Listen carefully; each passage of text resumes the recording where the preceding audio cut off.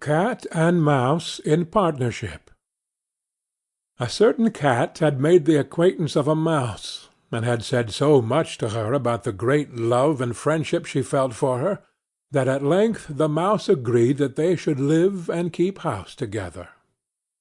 "But we must make a provision for winter, or else we shall suffer from hunger," said the cat; "and you, little mouse, cannot venture everywhere, or you will be caught in a trap some day."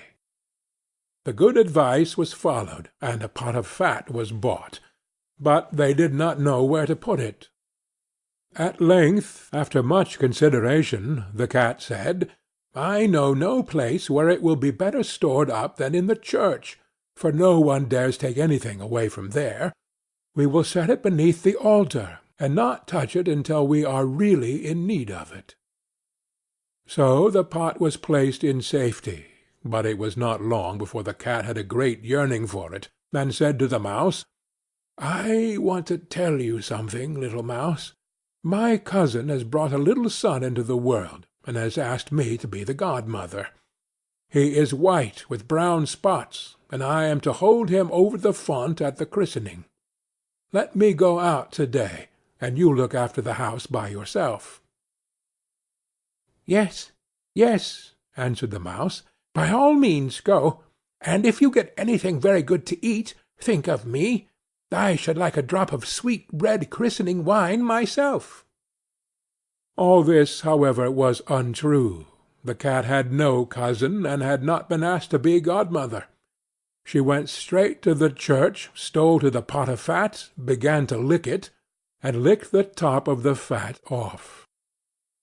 Then she took a walk upon the roofs of the town, looked out for opportunities, and then stretched herself in the sun, and licked her lips whenever she thought of the pot of fat, and not until it was evening did she return home.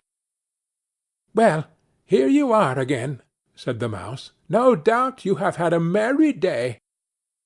"All went off well," answered the cat. "What name did they give the child?" "Top off," said the cat, quite coolly. "Top off!" cried the mouse. "That is a very odd and uncommon name. Is it a usual one in your family?" "What does it matter?" said the cat. "It is no worse than Crumb-stealer, as your godchildren are called." Before long the cat was seized by another fit of yearning. She said to the mouse, "You must do me a favour, and once more manage the house for a day alone. I am again asked to be a godmother, and as the child has a right ring round its neck, I cannot refuse." The good mouse consented, but the cat crept behind the town walls to the church, and devoured half the pot of fat. "Nothing ever seems as good as what one keeps to oneself," said she, and was quite satisfied with her day's work.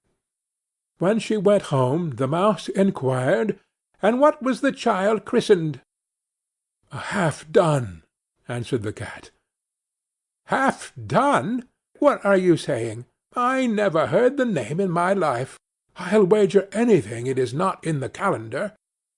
The cat's mouth soon began to water for some more licking.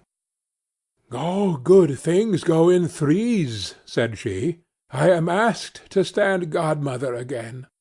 The child is quite black, only it has white paws, but with that exception it has not a single white hair on its whole body. This only happens once every few years. You will let me go, won't you?" "Top off, half done," answered the mouse. "They are such odd names, they make me very thoughtful." "You sit at home," said the cat, "in your dark grey fur coat and long tail, and are filled with fancies. That's because you do not go out in the daytime."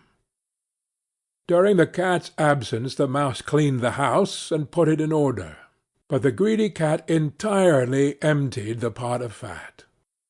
"When everything is eaten up, one has some peace," she said to herself, and well filled and fat she did not return home till night. The mouse at once asked what name had been given to the third child. "It will not please you more than the others," said the cat. "He is called All Gone." "All Gone!" cried the mouse. "That is the most suspicious name of all. I have never seen it in print. All Gone! What can that mean?" And she shook her head, curled herself up, and lay down to sleep.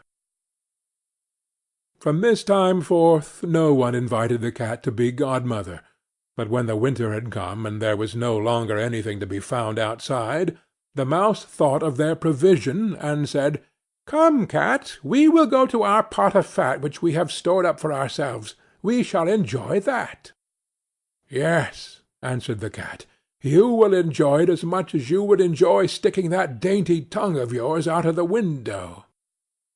They set out on their way, but when they arrived the pot of fat certainly was still in its place, but it was empty.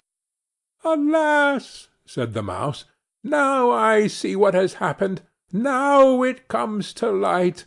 You are a true friend. You have devoured all when you were standing godmother. First Top off, then Half done, then—" "Will you hold your tongue?" cried the cat. "One word more, and I will eat you too." All Gone was already on the poor mouse's lips. Scarcely had she spoken it, before the cat sprang on her, seized her, and swallowed her down. Verily, that is the way of the world. End of Cat and Mouse in Partnership,